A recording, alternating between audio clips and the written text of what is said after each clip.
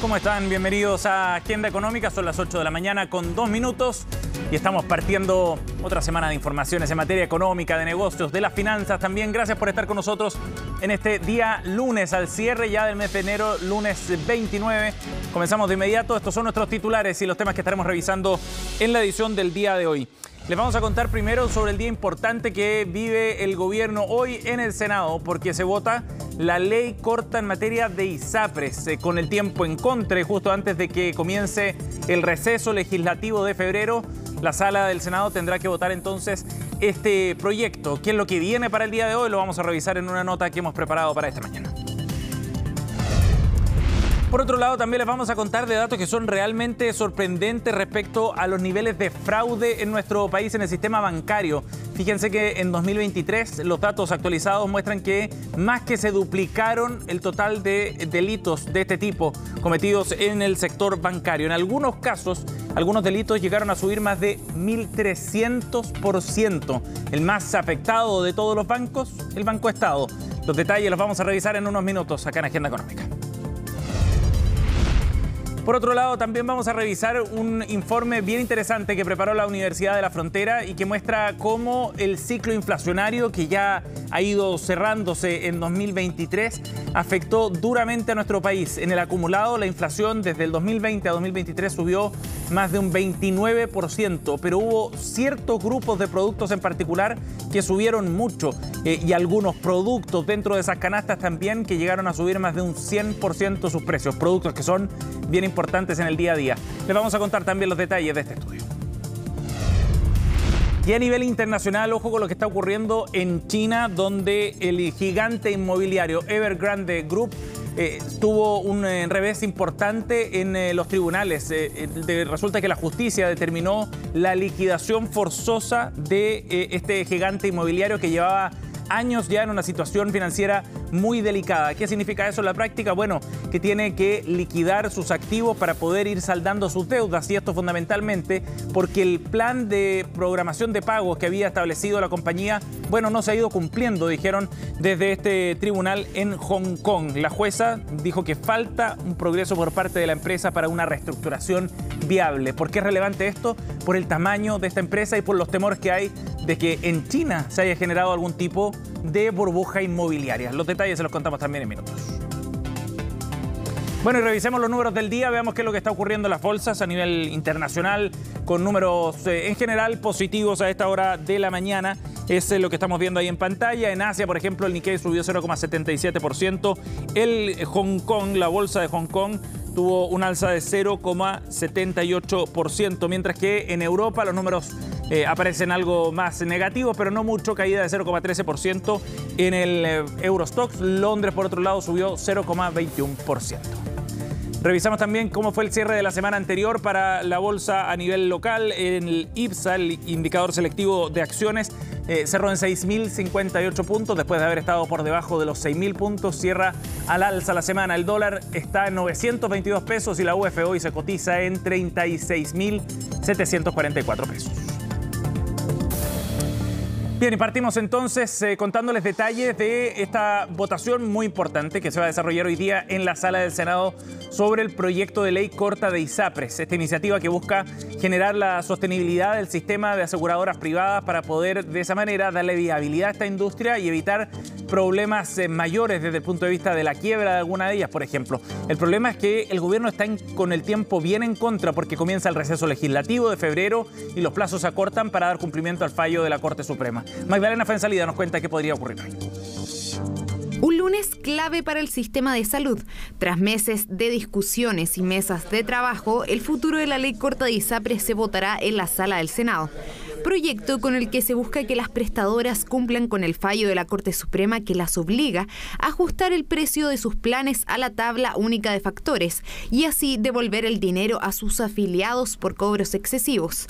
Una discusión que ha traído más dudas que respuestas. Me preocupa cómo FONASA va a solventar aquello. Si hoy en día me preguntaran si me quisiera cambiar a ISAPRES, no le encuentro ningún sentido. Las ISAPRES realmente nunca han perdido, pues siempre han ganado. Entonces al final dándole como más ayuda a las ISAPRES es como ridículo. Compramos ya 2 seguros complementarios para poder prevenir si algo nos pasa, porque no sabemos cómo va a quedar esto. Uno cuando se mete en deudas, no viene el Estado a ayudarme ni puedo pedirle a nadie, sino que nosotros tenemos que salir. La Superintendencia de Salud estimó la deuda en más de 1.180 millones de dólares, un escenario que ha afectado al sector, que ya comenzó el año con una caída de 12% promedio en sus ingresos debido al fallo GES, por lo que, según las ISAPRES, estarían al borde de la insolvencia. Panorama en el que senadores de la oposición insisten en la mutualización de la deuda, que podría reducir el déficit en 500 millones de dólares, idea que sería uno de los puntos más conflictivos para la discusión. La oposición legítimamente ha planteado, está en su derecho, algo que es muy discutible, que es disminuir la deuda de las ISAPRES colocando este concepto de achicar por la vía de solidaridades entre viejos, jóvenes, sanos, enfermos, para el cálculo de la deuda. Aquí lo que no puede pasar es que el afiliado pague la cuenta de la deuda de la ISAPRES. Claramente eso es inadmisible y vamos a hacer reserva de constitucionalidad para ir al Tribunal Constitucional, ya que eso incumple el fallo de la Corte Suprema. Una idea que desde la oposición no ven con buenos ojos. Es un chantaje, porque usted sabe que si esto va al Tribunal Constitucional, lo más parecido que suceda es que la cosa se va a demorar. Después de lo que hizo la Corte Suprema, el mal menor es aprobar esta ley. Porque el sistema de salud pública no está preparado para recibir a 3 millones de personas más. La ley corta de ISAPRES, que votamos mañana en la sala del Senado, debe resolver adecuadamente cómo se calcula, cómo se determina la deuda que estableció la Corte Suprema de Justicia y su forma de pago, evitando una crisis financiera sistémica. En tanto, el gobierno propone como alternativa que las ISAPRES soliciten un reajuste extraordinario de los precios bases de sus planes, alza que alcanzaría hasta 40% y podría afectar las rebajas realizadas con anterioridad en fallos de la Corte Suprema. Son algunos de los cabos sueltos para este lunes, fecha que se perfila como límite para lograr una solución. Debe cerrarse o el día lunes o el día martes máximo, de lo contrario ya la discusión de tramitación de esta ley corta va a pasar a marzo, lo cual coloca en un riesgo evidente la tramitación de este proyecto de ley y que este proyecto de ley finalmente cumpla con el plazo establecido por la Corte Suprema, esto es a fines de mayo del 2024. De aprobarse, la iniciativa pasará a la Cámara de Diputados, la que debatirá el proyecto a la vuelta del receso legislativo en marzo. De no lograr una mayoría, se complicaría cada vez más el panorama para el sistema de salud, donde existe la duda de que FONASA pueda soportar la eventual migración de millones de afiliados. Son las 8:10 y vamos a ir a otro tema para contarles detalles de un análisis que realizó el Observatorio Social y Económico de la Universidad de la Frontera, que es muy interesante porque mira una película más larga de lo que ocurrió en materia inflacionaria en nuestro país en los últimos 4 años, del periodo 2020 a 2023. Recordemos que estuvimos en medio de un problema muy duro en materia inflacionaria. El alza de precios golpeó con fuerza a nuestro país. Llegamos a tener una inflación cercana al 15% en el peor momento. Y si bien el 2023 cerró con una baja y una tendencia ya descendente bien clara, de todas maneras fue un problema que se arrastró por largo tiempo y que deja ciertos rezagos. Lo interesante de este estudio del observatorio es que muestra qué fue lo que ocurrió en el acumulado de estos 4 años. Y la inflación entre 2020 y 2023 acumuló un alza de 29,4%. ¿Cuál fue el ítem, el segmento de la canasta de precios que subió más? La división de alimentos y bebidas no alcohólicas subió 49% en estos 4 años, con productos que en realidad se dispararon. La papa, por ejemplo, que subió 147%, el azúcar más de 93%, el pimentón también más de 93% y las frutas en conserva más de 88%. Le sigue en segmentos restaurantes y hoteles, que subieron 40,8%, y transportes, que subieron 36,3%. Conversamos con Patricio Ramírez, coordinador del Observatorio Económico y Social de la Universidad de la Frontera, sobre estos datos. Esta inflación de 29,4% en estos últimos 4 años proviene especialmente de los alimentos y llega al 49%. Por otro lado, la división que concentra la menor variación de precios fue comunicaciones, que tuvo una variación negativa de 7,8%. Esto es importante destacarlo también porque refleja la mayor competencia y el avance tecnológico que se ha producido. Esta importante alza de precios que hemos sufrido como país en los últimos 4 años nos deja grandes lecciones, que es la importancia de contar con un banco central autónomo que permita controlar la inflación y también de dirigir las políticas públicas hacia elementos y decisiones que no presionen los precios más allá de lo debido. Nos vamos a otro tema. Hay harta preocupación en el sector bancario por lo que está ocurriendo con la implementación de la ley de fraudes, que supuso cambios bien importantes sobre la forma en la que se denuncian estos casos en el sistema bancario, por supuesto, y los tiempos que están mucho más cortos para que los bancos tengan que devolver los montos involucrados en estos fraudes. En 5 días tienen que estar repuestos, y esto ha generado que se disparara el número de fraudes en 2023. Al menos la banca lo atribuye a la implementación de la ley. De hecho, aumentaron en más del doble, 117%, los fraudes en medios de pago, de acuerdo al último dato de la Asociación de Bancos y que publica hoy día el diario Pulso. Es bien impresionante lo que ocurrió en algunos segmentos en particular.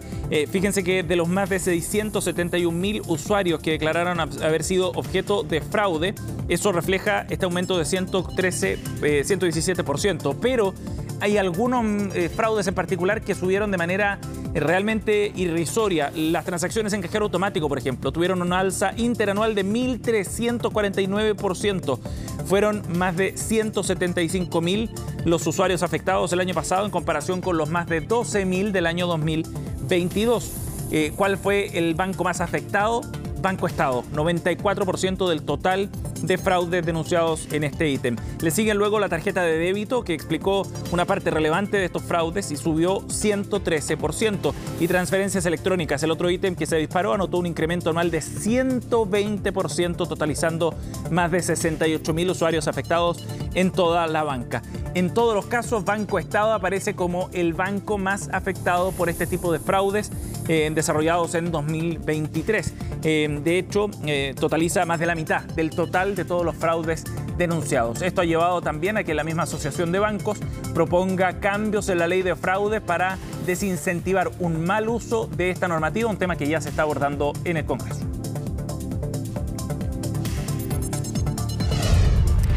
Bien, 8:15 minutos. Vamos a ir a otro tema para hablar del boom de los vehículos eléctricos y en particular de lo que está haciendo China en esta materia. Hace unos meses atrás conocíamos detalles de cómo BYD, empresa china, superó a Tesla incluso como el mayor fabricante en el último trimestre de 2023 de este tipo de vehículos. Federico Molina viajó hasta China, conoció la fábrica y los nuevos desarrollos tecnológicos de un sector que está liderando la industria a nivel global.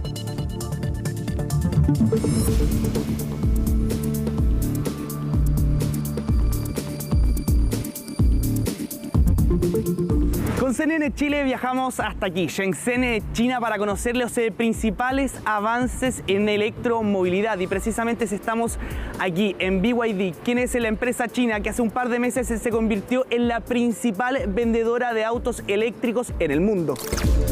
Fue en el último trimestre cuando superó a la estadounidense Tesla como la mayor vendedora de autos eléctricos.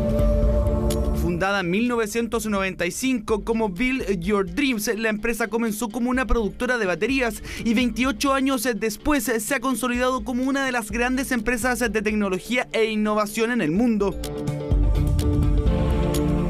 Y uno de los inventos más revolucionarios de BYD es precisamente esto, lo que está por debajo del U8. Son 4 suspensiones independientes que le permiten al vehículo, por ejemplo, reconocer el terreno en donde se está moviendo. También en el caso, por ejemplo, de que una de las ruedas se pinche, el auto puede seguir en movimiento. Todo esto le permite tener una tecnología completamente revolucionaria que también le ayuda a ciertas cuestiones cotidianas del día a día.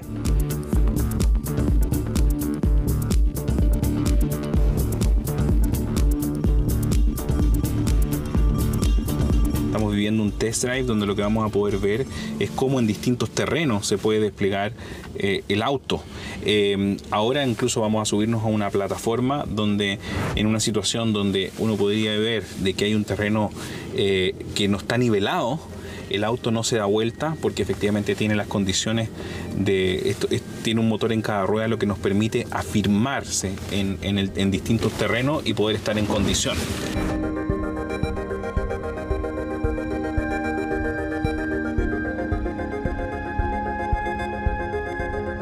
Para ver la estabilidad, cómo funcionan los motores en 4 ruedas, y nosotros podemos ver en el panel cómo el auto mantiene una estabilidad y se puede comportar de manera segura en distintos terrenos. Y eso es algo que solamente se puede lograr con la tecnología que tiene el Yanguan. Una verdadera montaña rusa. Una verdadera montaña rusa, y un auto además de una estabilidad. Tú te imaginas este auto en situaciones, por ejemplo, rocosas como el desierto de Atacama o en situaciones como la Patagonia. Este auto tiene un motor en cada rueda, entonces eso hace que la estabilidad del auto sea muy, muy segura. Tecnología de 4 ejes que ayudan a solucionar problemas de la vida cotidiana, como por ejemplo estacionarse, que se puede resolver tan fácil como esto.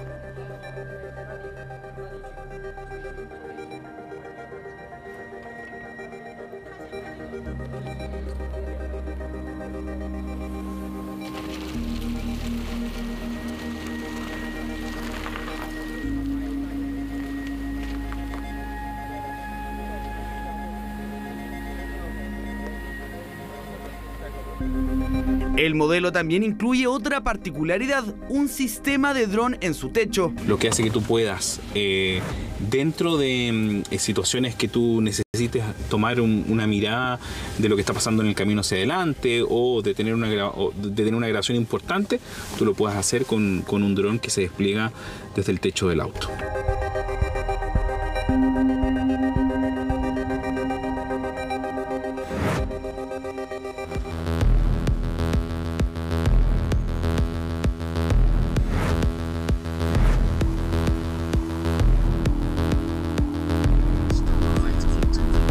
Y otro aspecto de vanguardia es un sistema de conducción completamente automatizado que reconoce semáforos y lee las diferentes situaciones que se pueden dar al momento de viajar por la ciudad. Avances tecnológicos que también aseguran están al alcance del bolsillo.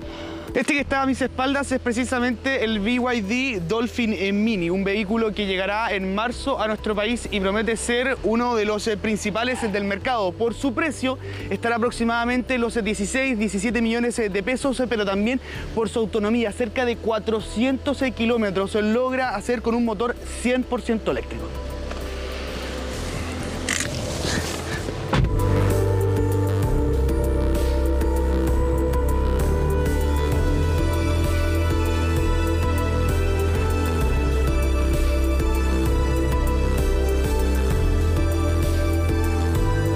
Esperamos revolucionar el mercado. Pero más allá de revolucionar el mercado, que tiene mucho que ver con algo más técnico, ¿no? Yo creo que lo que va a hacer es conquistar el corazón de la familia chilena. Yo conozco muchas personas que están esperando el auto para poder optar al primer auto eléctrico, y estoy seguro que el Dolphin Mini se va a transformar en uno de ellos. Innovación del mundo de la tecnología que se está tomando cada vez más el automovilismo, creando inventos que parecen salidos de una película de ciencia ficción. Increíble vuelo al mundo peligroso de un hombre que no. Pero que ya son realidad.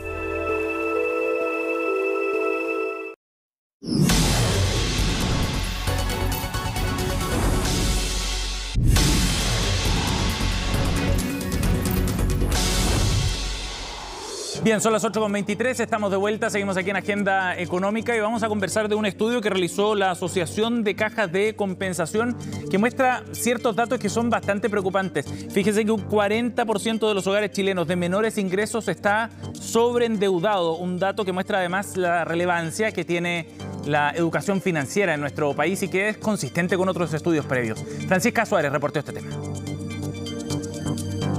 ¿Cuánto se te iba de tu sueldo en deudas pasadas? Un 70% de mi sueldo. Porque como te digo, o sea, dos bancos, por ende 2 tarjetas de crédito que pagar, la línea de crédito, al menos 2 tarjetas de casa comerciales que estaban circulando también, el crédito.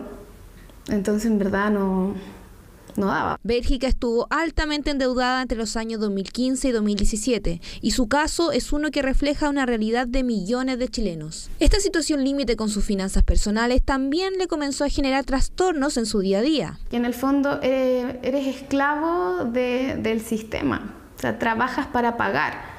Entonces, si tú dices, ya quiero darme un gusto, quiero salir, lo haces pero con el dolor de guata de que sabes que no te queda plata y que te estás siguiendo con la deuda para el otro mes. Según los datos más recientes, el dinero que los hogares chilenos destinan al pago de deudas es casi 1/3 de los ingresos mensuales. En el grupo con sueldos inferiores a 500.000 pesos, el porcentaje es aún mayor. Otro dato que grafica este problema es el que reveló un reciente informe de la Asociación de Cajas de Compensación. Un 40% de las familias de más bajos ingresos estaría sobreendeudada. Hay que diferenciar entre el endeudamiento y el sobreendeudamiento. Tener deuda no es necesariamente algo negativo, es algo que ayuda a acceder a una vivienda, a poder realizar un proyecto, ¿no? Todo depende si la deuda es sostenible o no es sostenible para una familia, ¿no? Según los ingresos que tenga, ¿no? Entonces lo preocupante más bien es el sobreendeudamiento. Tuvimos el hallazgo que el 40% de las familias de menores ingresos en Chile está sobreendeudado. La mitad de su salario lo paga en crédito. Y eso es algo muy preocupante, porque tiene incidencias en la salud mental, tiene incidencias en comprometer su bienestar futuro. Para afrontar este problema, el Congreso está tramitando un proyecto de ley para reducir y prevenir el sobreendeudamiento que recientemente fue aprobado en la Comisión de Hacienda. Esperamos que el proyecto de ley para reducir y prevenir el sobreendeudamiento contribuya a que las personas que poseen un alto nivel de endeudamiento por créditos comerciales o de consumo, que supera sus capacidades de pago dados sus ingresos, puedan acceder a mejores condiciones de refinanciamiento de sus deudas por parte de instituciones financieras, al contar con una garantía estatal en el marco del FOGAES. Para prevenir el agobio que puede significar llegar apenas a fin de mes, el ahorro es una de las medidas más necesarias de acuerdo a los expertos. Además, ser conscientes de lo que se puede gastar en base a los ingresos que se reciben. Es que el ahorro sea antes de cualquier cosa, o sea, en tu presupuesto tiene que estar el ahorro. El ahorro siempre hemos aprendido de que es después de gastar.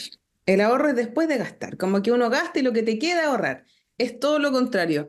Hay que ahorrar y lo que te quede es para gastar. La gente está ahorrando muy poco. Hay quienes no llegan a fin de mes y es muy razonable que no ahorren.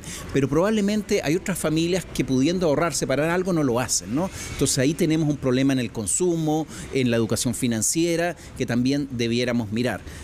La cifra también es alarmante. 3 de cada 5 chilenos no ahorran. Para quienes ya estén superados por las deudas, la fundadora de Tu Paz Financiera nos muestra una luz al final del túnel. Lo primero, según ella, es saber cuánto es el total de la deuda. Luego, ver qué espacio se tiene para ir pagando esa deuda, separando los gastos fijos de cada mes, como luz, agua, gastos comunes, etc., de los gastos variables, como salidas a comer, vestuario, deliveries, siendo estos de los cuales tendremos que comenzar a restringir. Y así, ver qué mecanismo usaremos para saldar nuestras deudas. Un método es el método bola de nieve, donde uno le debe a varios acreedores y pone una lista desde la deuda más pequeña a la más grande. Entonces uno parte pagando la más pequeña. Otra forma es que, por ejemplo, si uno debe en un lugar y ya la cuota mensual te tiene ahogado, anda a repactar. Y el otro método también es de refinanciamiento, donde una institución financiera te compra todas tus deudas y entonces tú le debes solamente a uno una cuota más grande. Sin embargo, nada de esto nos ayudará si es que no somos disciplinados al momento de gastar. Quiero desendeudar, digamos, ¿cierto? Pero sigo gastando igual que siempre, sigo pidiendo delivery, sigo gastando en todas estas plataformas para comprar millones de cosas que no necesitamos. No voy a salir nunca a la deuda. Y esto, al menos para Bélgica, fue primordial para tener buenos resultados. Es tener la conciencia de cuánto tú gastas, en qué lo gastas y también tener capacidad de ahorro para poder hacer esas cosas. Hoy día la verdad es que vivo tranquila, esa es la verdad. O sea, puedes igual tener tus gustos, tener gastos. Yo sigo usando mis tarjetas de crédito, es real, pero también hay que tener control sobre eso. Entonces, ¿es posible salir del hoyo? Sí, es posible salir del hoyo. 8:29, nos vamos a otro tema. Ya les contábamos en nuestros titulares que la gigante inmobiliaria china Evergrande tendrá que enfrentar un proceso forzoso de liquidación de sus activos para poder enfrentar un momento súper complejo desde el punto de vista financiero. Tiene una deuda superior a los 330.000 millones de dólares y es el gigante inmobiliario más endeudado del mundo. La noticia en estas horas ocupa titulares de portada en los distintos medios especializados porque hay temor respecto a lo que esto puede significar para la compañía y, por cierto, lo que puede reflejar también de las debilidades del sector inmobiliario chino. Desde hace mucho tiempo que se analiza las debilidades que podrían derivar en eventualmente un colapso del sistema inmobiliario. En este caso de Evergrande fue un tribunal de Hong Kong el que ordenó la liquidación de la empresa después de que no lograra un acuerdo de reestructuración con sus acreedores. Eso es lo que ha dictado entonces una jueza de Hong Kong. La orden de liquidación además llega después de que los acreedores extranjeros no llegaran a este acuerdo respecto a cómo reestructurar una deuda que parece completamente inmanejable. El tribunal celebrará otra visita por la tarde para regular el orden en el que se irá pagando a los acreedores con la liquidación de estos activos. Y lo que les contábamos es que esto ha sido mirado con mucha atención porque puede ser también el reflejo de un sector, el inmobiliario en China, que está sumamente presionado y muchos analistas ven que este puede ser uno de los flancos más importantes que tenga la economía del gigante asiático. 8:30, así nos vamos, cerramos esta edición de Agenda Económica. Gracias por informarse con nosotros. Ya partimos Noticias Express en unos minutos.